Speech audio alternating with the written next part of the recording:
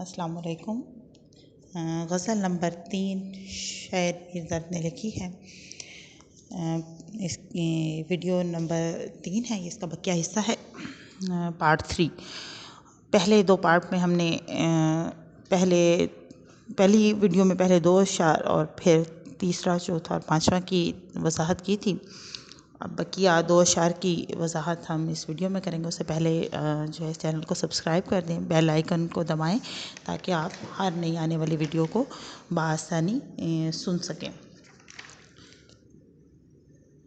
जी मोहतसिब, आज तो मैं खाने में तेरे हाथों, दिल न था कोई के शीशे की तरह चूर न था।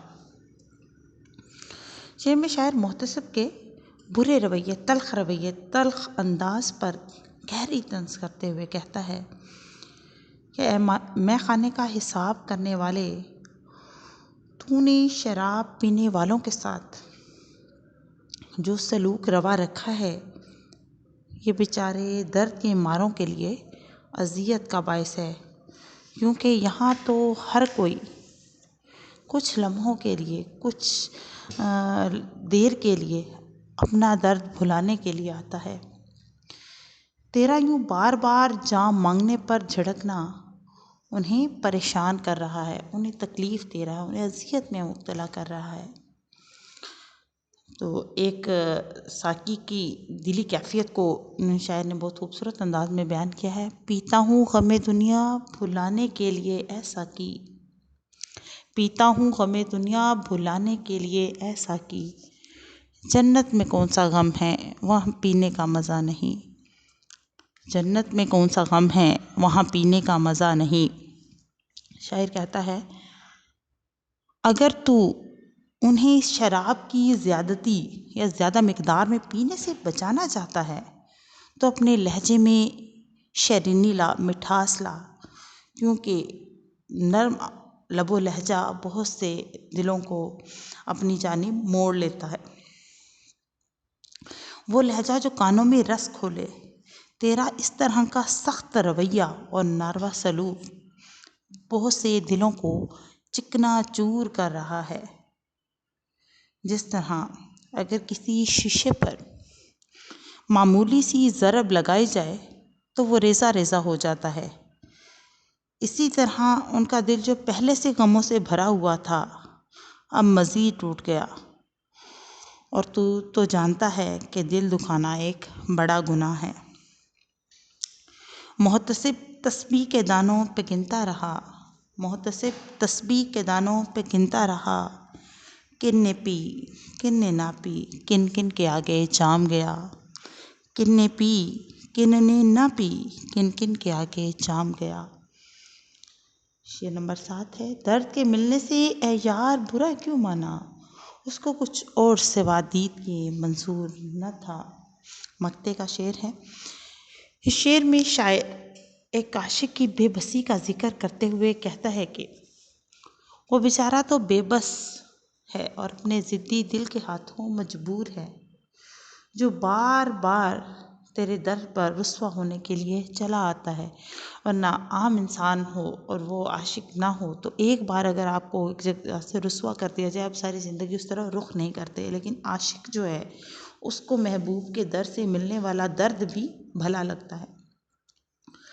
बेचारा आशिक अपने महबूब के रुख को देखकर मुंह फेर लेता है। यानी आशिक का चेहरा देखकर महबूब को जब मालूम होता है कि उसका आशिक उसके दरवाजे पर आया तो वो अपना मुंह फेर लेता है और कहता है, ये बदबख्त यहाँ क्या कर रहा है।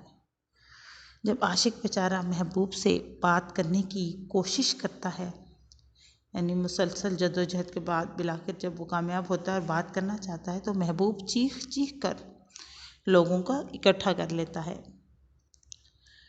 और कहता है कि देखो ये मुझे जो है वो मैं इससे बात नहीं करना चाहता, लेकिन ये बार बार मेरे दर पर आ जाता है।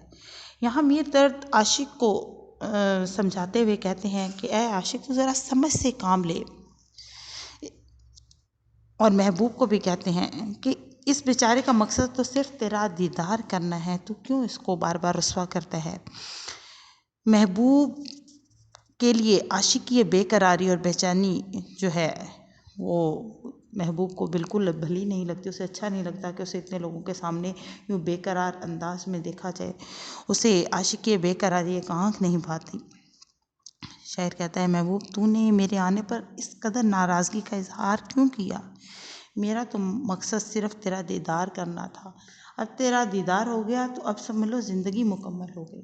लेकिन मैं तेरी यूँ रुस्वा करने को, इस तरह जलील करने पर भी मैं बुरा नहीं मानता, क्योंकि मुझे सवाए तेरे दीदार के और कुछ चाहिए ही नहीं था। आ जाते हैं मशक की तरफ। खाली जगह में मुनासिब लफ्ज़ के इंतखाब से मुकम्मल करें। कत्ले आशिक किसी माशूक से कुछ दूर ना था। फर्स्ट ऑप्शन है, पहली ऑप्शन है माशूक। रात मजलिस में तेरे डैश के शोले के हुजूर, तेरे हुस्न के शोले के हुजूर। वहाँ पे पहुँचा के फरिश्ते का भी मकदूर ना था। मोहतसिब आज तो डैश में तेरे हाथों, आज मैं खाने में। दर्द के मिलने से ए डैश बुरा क्यों माना, ए यार बुरा क्यों माना। रदीफ किसे कहते हैं? एक्सरसाइज का फर्स्ट क्वेश्चन है, दर्द की गज़ल की रदीफ की निशानदेही करें। अगर लुगत में देखा जाए तो रदीफ का मफ़हूम है वो शख्स जो किसी के पीछे सवार हो। अगर इसी को इस्तिलाह में देखें, वो लफ्ज़ या अल्फाज जो गज़ल या कसीदे के मतलब के दोनों मिसरों में काफ़िए के बाद आएँ और उनमें कोई तब्दीली ना हो, और मतला के बाद आने वाला हर शेर दूसरे मिसरे में वही लफ्ज़ बार बार आए, रदीफ कहलाता है। दर्द की इस गज़ल में ना था का लफ्ज़ आप देखें अगर तो बार बार आ रहा है। जैसे कत्ल आशिक से माशूक से कुछ दूर ना था, ये दस्तूर ना था, कहीं नूर ना था, मज़कूर ना था, मकदूर ना था।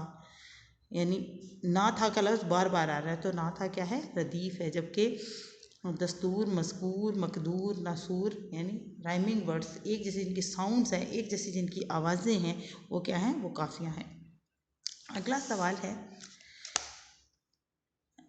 सेकंड था दूर, दस्तूर, मज़कूर वगैरह इस गज़ल के काफ़ी हैं। ऐसे 5 हम काफ़ी अल्फाज लिखें जिसमें जो इस गज़ल में मौजूद ना हो। ज़हूर जो है वो इस गज़ल में मौजूद नहीं है। मसरूर, फिर मशहूर, यानी वो लफ्ज़ जिनकी आवाज़ें मिलती जुलती हैं। कनाया करीब और कनाया बईद में मिसालों की मदद पर वाज़ह करें। कनाया करीब मौसूफ़ की किसी सनत को यूँ मौसूफ़ की किसी सिफ़त को यूँ ज़ाहिर किया जाए, यूँ इजहार किया जाए कि इस मखसूस खूबी की तरफ इंसान का दिमाग फ़ौरन मुंतकिल हो, फ़ौरन से उसका ध्यान उस तरफ चला जाए और ज़्यादा गौर फ़िक्र ना करना पड़े, तो वो क्या कहलाता है? किनाया करीब कहलाता है। जबकि यहाँ मौसूफ़ और सिफ़त के दरमियान कोई वास्ता ना हो, कोई ताल्लुक़ ना हो, कोई रब्त ना हो, लेकिन ऐसे ही पता चल जाए। एक शेर मिसाल के ज़रिए इसकी वज़ाहत करती हूँ। जोर से बाज़ आएँ पर बाज़ आएँ क्या, कहते हैं हम मुझको मुँह दिखलाएँ क्या। मुँह क्या दिखलाएँ से मुराद नदामत या शर्मिंदगी है, और हकीकी मानों में चेहरा दिखाने को कहा जाता है। किनाया बईद वो किनाया जो फ़ौरन समझ में ना आए, बल्कि कुछ गौर व फिक्र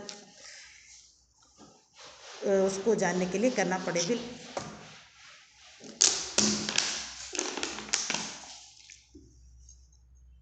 बिलअमूम साफ अंदाज में बयान कर दिया जाए। अरूज आदम खाकी से अंजुम सहमे जाते हैं कि ये टूटा हुआ तारा मय कामिल न बन जाए। इसमें आदम खाकी, अंजुम और तारा किनाया बईद है, यानी वो सोचने के बाद पता चलता है आदम खाकी यानी इंसान को कहा गया, अंजुम और तारा जो है वो यानी कि थोड़ा उसको सोचना पड़ता है कि इंसान जो है उसके अंदर इतनी क़ुव्वत ताकत है कि उससे जो है वो सितारे डर जाते हैं, सहम जाते हैं कि टूटा हुआ तारा कि ये कहीं जिस तरह शाब साकिब टूट के जब ज़मीन पर गिरते हैं तो फिर वो इधर तबाही मचाते हैं, कहीं ये टूटा हुआ तारा जो है, अंजुम और तारा जो है वो कहीं इधर तबाही ना मचा दें। इस गज़ल के कवाफ़ी लिखें, वो मैंने आपको पहले बता दिया है।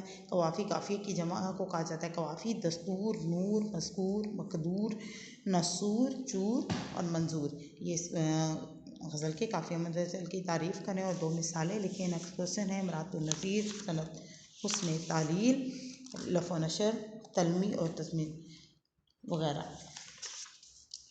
इन सनतों की जो आपको तारीफ़ें हैं और बमा मिसालों के हम अगली वीडियो में जो है वो शामिल करेंगे। तारीफ़ें जानने के लिए हमारी अगली वीडियो ज़रूर सुनिएगा। फ़ी अमान अल्लाह, अल्लाह हाफ़िज़।